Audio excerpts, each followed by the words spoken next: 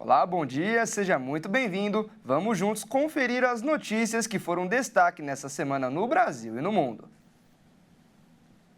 Os grandes eventos serão obrigados a fornecerem água potável e gratuita para todo o público. A portaria cita shows, festivais e quaisquer outros eventos de grande porte e também vale para jogos de futebol. Assinada pela Secretaria Nacional do Consumidor, a nova regra vinculada ao Ministério da Justiça vale por 120 dias. Ao fim do período de validade, haverá nova avaliação das condições climáticas, visando a prorrogação ou revisão da medida fixada. Segundo a portaria, as produtoras de eventos deverão garantir o acesso gratuito de garrafas de uso pessoal, com água ou não, e instalar ilhas de hidratação para o público encher essas garrafas de forma gratuita. Também deve garantir que haja pontos de venda de comida e bebida e de distribuição gratuita de água em regiões estratégicas do local do evento para facilitar o acesso. Outra determinação é que o espaço físico tenha uma estrutura necessária para assegurar o rápido resgate de participantes do evento em caso de intercorrências relacionadas à saúde e demais situações de perigo. O evento pode restringir garrafas de algum material específico para garantir a segurança e a integridade física dos participantes. Além do cumprimento dessas regras, os órgãos de defesa do consumidor também devem fiscalizar se haverá abuso de preços na venda de água para quem desejar comprar. E aquele famoso tira-casaco, bota-casaco nunca foi tão presente na vida dos brasileiros. Algumas semanas com sensações térmicas próximas dos 40 graus, outras com temperaturas abaixo dos 5. O desafio nesta situação não deixa de ser com relação aos cuidados às crises respiratórias. Ora, o sol brilha imponente, temperatura a todo vapor com sensação térmica próxima dos 40 graus, tempo seco, queimadas. Ora, o tempo fica nublado, chuvoso e quem dá o ar da graça é o frio. E o termômetro chega a ficar abaixo dos 5 graus. Com toda essa oscilação, impossível, além daquele tira-casaco, bota-casaco, não dar uma atenção especial para as crises respiratórias, que ficam ainda mais presentes. Assim é a rotina da Caroline. Mãe de 2 crianças, os cuidados são então redobrados. Eu sou uma mãe meio desesperada, porque eu uno muito a medicina, só que como eu já sei o que pode acontecer de pior, eu sempre fico muito mais preocupada, né? Eu acho que às vezes o ser leigo é mais tranquilo, porque você ouve a opinião do seu médico e acaba fazendo aqueles cuidados. Agora, mesmo sendo médica, as preocupações da mãe Caroline são praticamente as mesmas com relação aos problemas respiratórios dos filhos, bem igual diversas outras mães. Eu sempre procuro fazer lavagem nasal neles diariamente, né, com a seringa ou com a garrafinha, né, que foi uma orientação da otorrino deles, porque acaba que eles ficam mais secretivos, mais propensos a ter infecções de via aérea superior, né? Então, isso acaba dificultando também a respiração, principalmente noturna, acaba levando a muitas tosses. E olha que toda essa prática são transformadas em ensinamentos para uma vida. Estando ou não clima seco, a Laura aprendeu tudo direitinho. E quando está muito seco, eu faço lavagem no meu nariz para melhorar a minha respiração. E quando está muito seco, a mamãe coloca umidificador no quarto. Diante de todas essas mudanças de quadro térmico, o organismo sofre com as alterações de umidade e temperatura, tanto no sistema cardiovascular quanto no respiratório. Este especialista afirma que atitudes muitas vezes simples podem evitar maiores complicações com a saúde. A ideia é amenizar os impactos da desigualdade climática. O que é o principal, assim? A gente aumentar bastante a hidratação, né? Tomar muita água, tomar líquido, como suco, água de coco, né? Outra coisa que é interessante é a gente ficar usando soro fisiológico no nariz para fazer uma hidratação da mucosa do nariz, que é a grande barreira de entrada de micro-organismos e os alérgenos, que são os irritantes, né? A fumaça. Dossi ainda faz uma ressalva com relação ao uso do ar-condicionado quando o clima está muito seco. Neste caso, é também usar o umidificador. O que o ar-condicionado faz, e nesse calor a gente liga mesmo, né, ele ajuda a retirar um pouco mais essa umidade.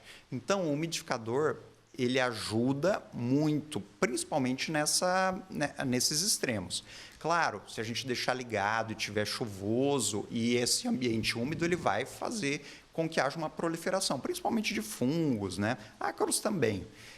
Mas como a gente está num extremo muito baixo de umidade, ele é muito benéfico. E mais, diante de qualquer quadro que cause febre, é importante procurar auxílio médico e não se automedicar. Mas se a pessoa percebeu, tem alguma coisa diferente, está com uma secreção muito espessa, está com dor, está com febre, está com cansaço fora do normal, alguma coisa que ela percebeu que está saindo fora do que ela considera normal, é interessante buscar a ajuda de alguém para ver se não tem alguma outra doença que está por trás.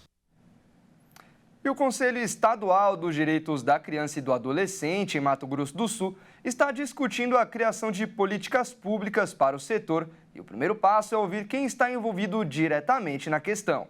Nada para nós sem nós?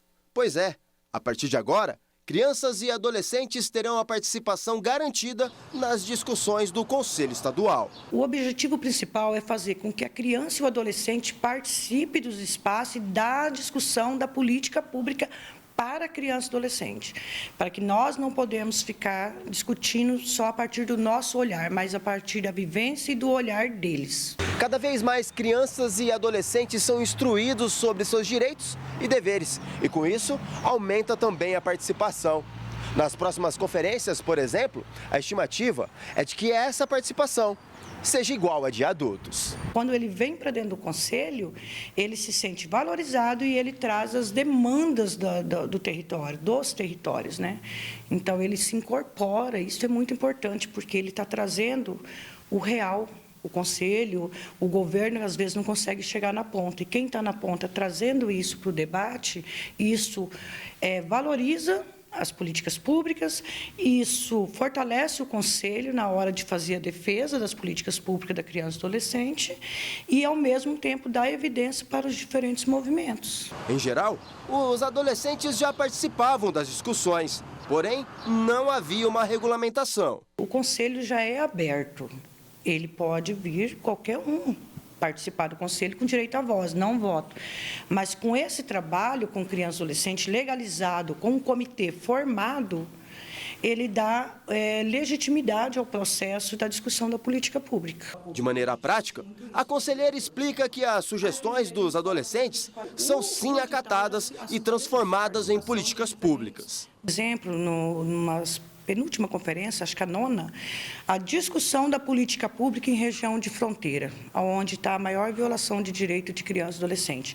Tráfico de criança e adolescente para fins de exploração sexual, a questão da drogadição, né, para o crime organizado. Então, quando eles trazem isso, que precisa pensar a política da infância na região fronteiriça, isso foi um boom a nível nacional e isso foi incorporado tanto dentro do CONAN, essa discussão, e criado políticas para isso, quanto dentro do Comitê Nacional de Enfrentamento à Exploração Sexual contra Criança e Adolescente. Ao todo, serão escolhidos 20 adolescentes e as instituições devem enviar as inscrições até o dia 4 de setembro. Feita essa inscrição, vai existir o processo de seleção de pontuação através da instituição e esses adolescentes vêm para o seminário para a escolha entre seus pares. São eles que escolhem entre eles quem que vai compor o SEDCA e quem vai compor o Comitê Nacional de Participação. Dos 12 até os 16 anos, ainda, né? E ele tem que estar dentro de um movimento. Por quê? Não adianta eu pegar um adolescente de qualquer local e colocar ele para discutir dentro do conselho se ele não tem conhecimento. Então, as formações vêm dos conselhos, vêm dos movimentos sociais e ele vai chegar aqui já pautando o que é a política da criança e do adolescente, né?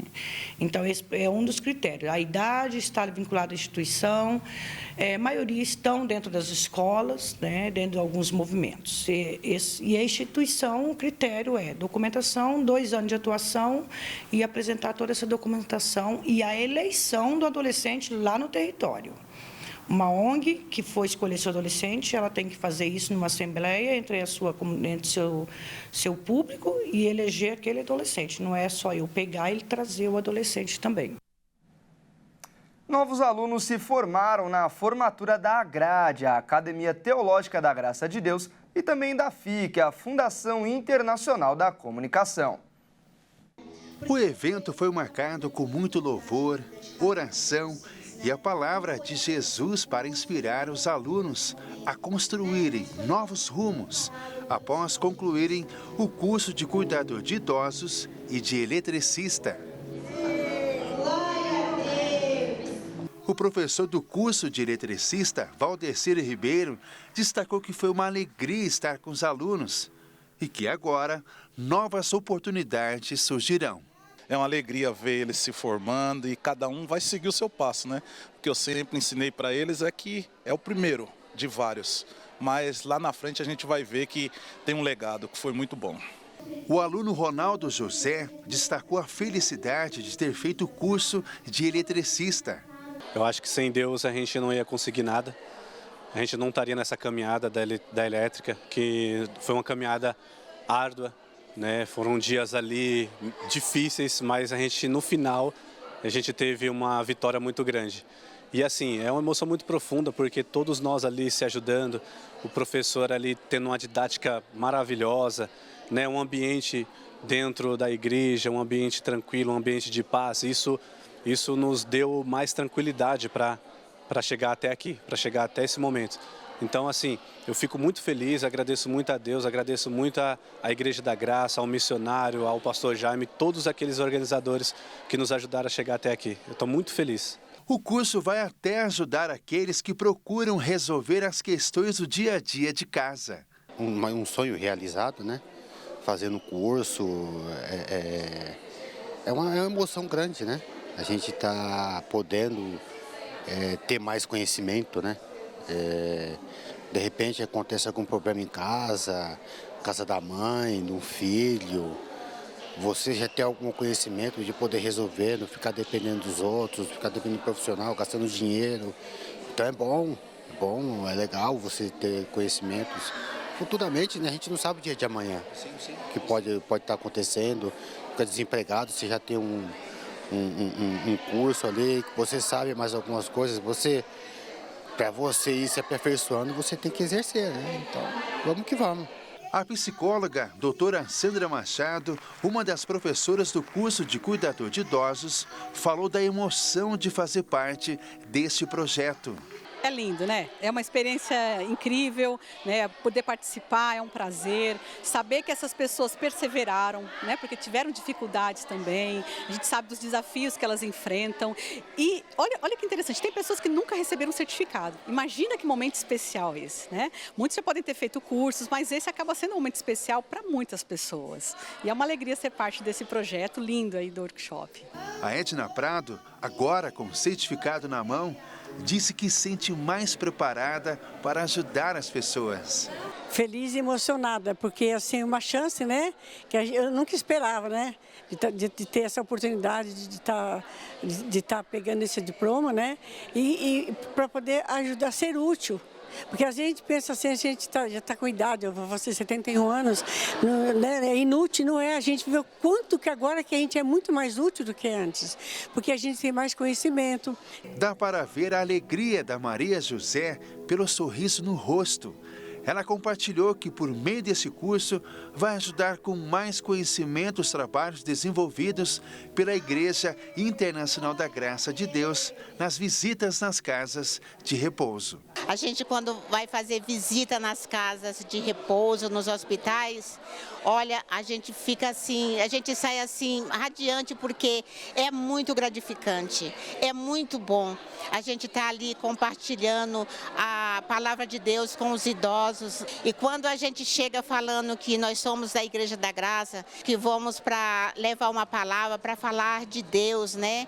Um abraço, um sorriso, um aperto de mão. Quando a gente chega lá, quando a gente sai, eles estão completamente diferentes.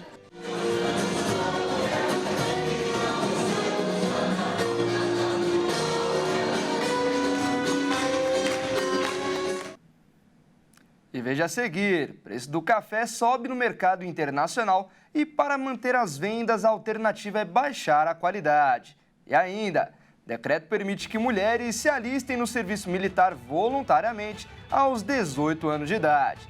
Tudo isso você confere na volta do intervalo. Não sai daí, eu volto daqui a pouco.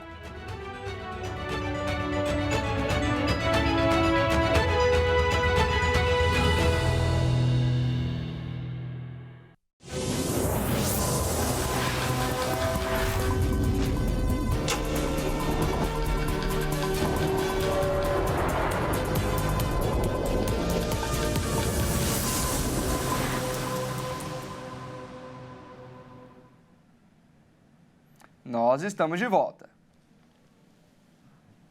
A cada dia que passa, o cidadão vê a situação piorar quando o assunto é lixo. Os problemas começam na coleta, passam pelo descarte e terminam no setor da reciclagem.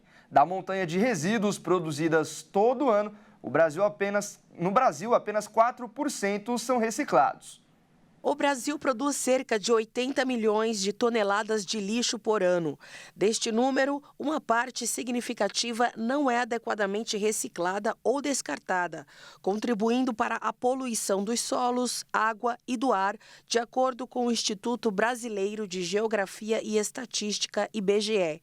Estudos recentes apontaram que apenas 4% do resíduo sólido urbano é reciclado de forma eficiente, uma taxa muito aquém das metas estabelecidas pela Política Nacional de Resíduos Sólidos. A falta de infraestrutura adequada para coleta e tratamento é um dos principais problemas enfrentados. Muitas cidades brasileiras não possuem sistemas eficientes de coleta seletiva ou de tratamento de resíduos. Além disso, a destinação inadequada de resíduos, como a disposição em lixões e aterros clandestinos, agrava a situação. Esses locais frequentemente não cumprem normas ambientais, resultando em contaminação do solo e da água. A gestão de resíduos também enfrenta desafios financeiros. Muitos municípios carecem de recursos suficientes para implementar e manter programas eficazes de coleta e tratamento de resíduos. Isso leva à dependência de aterros sanitários que estão se tornando cada vez mais saturados e caros para se administrar. No país, só 76 cidades declararam ter unidades municipais de compostagem e estima-se que menos de 1% dos resíduos tenha esse destino. O restante, misturado a outros resíduos e seus contaminantes, pode ir parar no lixão, sem custo e com grandes danos ambientais ao solo, à água e à atmosfera, porque liberam metano, um dos gases de efeito estufa responsáveis pela crise climática. Em geral, resíduos são aterrados com proteções ambientais e custo por tonelada. Nesses aterros sanitários, o metano produzido pela decomposição pode ser recuperado para a produção de energia e biocombustível, mas aqueles equipados para isso ainda são minoria no país. A crise do lixo no Brasil é um problema complexo que exige ações coordenadas e sustentáveis. A solução passa pela melhoria das infraestruturas de coleta e tratamento, pela adoção de práticas mais sustentáveis e pela conscientização da população. Com esforços conjuntos e uma abordagem integrada, o Brasil pode avançar rumo a uma gestão de resíduos mais eficiente e menos prejudicial ao meio ambiente e à saúde pública. O preço do café está subindo com força nos mercados internacionais. E mesmo sendo um dos maiores produtores do mundo, a alternativa dos cafeicultores brasileiros para manter as vendas internas tem sido misturar grãos de baixa qualidade e até mesmo um pouco de palha.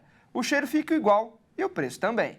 À medida que as condições climáticas adversas interromperam as safras de café, os preços globais do produto atingiram níveis altos. Com isso, os torrefadores tiveram que adicionar grãos mais baratos às suas misturas. Os valores tanto do grão robusta, que é aquele café mais amargo e marcante, usado em café instantâneo, quanto da variedade arábica, que é o café de maior qualidade, dispararam nos últimos meses. Em Londres, o café robusta alcançou um recorde equivalente a cerca de R$27 mil por tonelada nesta semana. Uma recente onda de frio no Brasil, responsável por cerca de 1/3 da produção mundial de café, 70% da qual é arábica, despertou temores de escassez de oferta. A diretora financeira de uma grande multinacional, Ana Mans, disse a investidores em julho que os custos de insumos, tanto do café quanto do cacau, pressionariam as margens de lucro da gigante de alimentos pelos próximos 6 meses. Esses custos também estão sendo repassados aos consumidores. Na Itália, frequentadores de cafés não podem mais desfrutar de seu expresso matinal por €1, o equivalente a R$ 6,15. O preço médio nas cidades do país subiu 15% desde 2021, chegando a €1,20, ou seja, R$ 7,38 neste ano. Os consumidores também podem notar uma mudança no sabor. Quando os preços da arábica estavam altos, de meados de 2021 até o início de 2023, e a oferta de robusta era abundante, os torrefadores começaram a adicionar mais grãos baratos às suas misturas, de acordo com especialistas. Agora, diante de custos recentes para ambas as variedades de grãos, os torrefadores estão tentando proteger suas margens de lucro cada vez menores, obtendo arábica de produtores mais baratos, principalmente do Brasil, e adicionando mais variedades de grãos de menor custo às suas misturas. E o presidente Lula assinou um decreto que permite o alistamento de mulheres no serviço militar, mas o alistamento será voluntário. Com a nova medida, as mulheres que quiserem se alistar terão essa opção ao completarem 18 anos. Enquanto para os homens, o alistamento é obrigatório. Para elas, a inscrição é voluntária. O alistamento acontece entre janeiro e junho de todos os anos. E a novidade passa a valer para mulheres já no próximo ano. O processo para que um cidadão faça parte do serviço militar possui 3 etapas: alistamento, seleção e incorporação. A seleção de mulheres vai atender aos critérios específicos definidos pelas Forças Armadas, com a realização de exames médicos, testes de aptidão e entrevistas. E as selecionadas serão incorporadas de acordo com as necessidades. Elas também têm o direito de desistir do serviço militar até o ato oficial de incorporação. Depois, o serviço militar se torna de cumprimento obrigatório. As incorporadas passarão por um curso de formação básica antes de começar a exercer as funções gerais. O decreto define ainda que as mulheres, ao serem desligadas do serviço, passarão a compor a reserva não remunerada das Forças Armadas. Ou seja, não adquirirão estabilidade no serviço militar. E as crianças também são vítimas de golpes. Durante uma operação da Polícia do Rio de Janeiro, ficou evidente que aquelas máquinas onde ficam os bichinhos de pelúcia servem para enganar os pequenos. Eles têm que tentar muitas vezes e gastar bastante até conseguir pescar um brinde. As máquinas de pegar ursinhos de pelúcia, populares em shoppings e em centros de entretenimento, estão voltando a conquistar o público, especialmente entre as crianças e os jovens. No entanto, essa onda de nostalgia esconde uma prática ilícita que tem preocupado as autoridades. Nesta semana, a Polícia Civil do Rio de Janeiro iniciou a segunda fase da Operação Mãos Leves, que investiga quadrilhas envolvidas em adulteração dessas máquinas, em um esquema conhecido como golpe da garra fraca. O golpe consiste na manipulação das máquinas para reduzir drasticamente as chances dos jogadores conseguirem pegar os brinquedos, frustrando o consumidor e gerando lucros indevidos para os criminosos.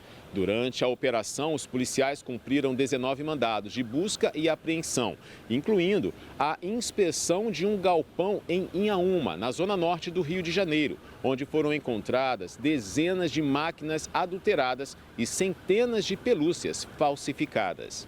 A investigação revelou que o esquema envolvia a instalação de dispositivos que interferiam na corrente elétrica das máquinas, enfraquecendo a garra e tornando praticamente impossível capturar os brinquedos, exceto após um número específico de jogadas, quando a força era momentaneamente liberada. Esse golpe, além de enganar os consumidores, também viola diversas leis, incluindo crimes contra a economia popular e o consumidor. Na primeira fase da operação, em maio, já havia sido apreendidas máquinas e pelúcias piratas de personagens populares, operadas pelas empresas Black Entertainment e London Adventure, em diversos shoppings do Grande Rio. Além das máquinas e brinquedos, a polícia apreendeu celulares, computadores e documentos que estão sendo analisados para desvendar a estrutura da quadrilha e identificar outros envolvidos. As autoridades continuam investigando possíveis conexões com outras práticas criminosas, como lavagem de dinheiro e o jogo do bicho. Os suspeitos, caso sejam condenados, poderão responder por uma série de crimes contra a economia popular, o consumidor, a propriedade imaterial, a associação criminosa e contravenção de jogos de azar.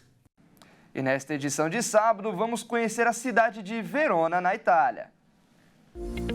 Verona, localizada no norte da Itália, é uma cidade charmosa e histórica, famosa por sua arquitetura e sua ligação com a obra Romeu e Julieta. Fundada pelos romanos, a cidade abriga a Arena de Verona, um anfiteatro do século I, ainda usado para apresentações de ópera e shows. O Centro Histórico, um patrimônio mundial da Unesco. É repleto por praças e edifícios medievais. Verona, também conhecido por sua rica gastronomia, como risoto e pastiçada de cavalo. Com seu ambiente romântico, ruas estreitas e charmosas, atrai visitantes interessados em história, cultura e boa comida.